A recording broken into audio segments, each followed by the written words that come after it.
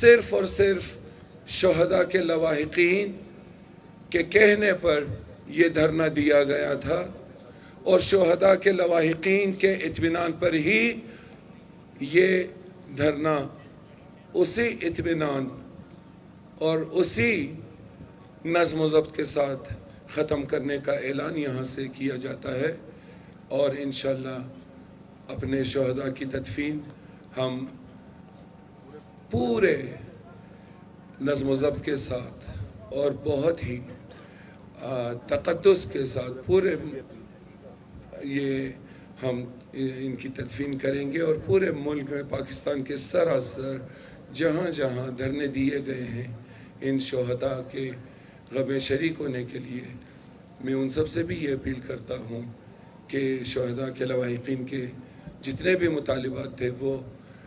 تسلیم کر لیے گئے ہیں، اس لیے ہم پرامن طریقے سے یہ دھرنا ختم کرنے کا اعلان کرتے ہیں۔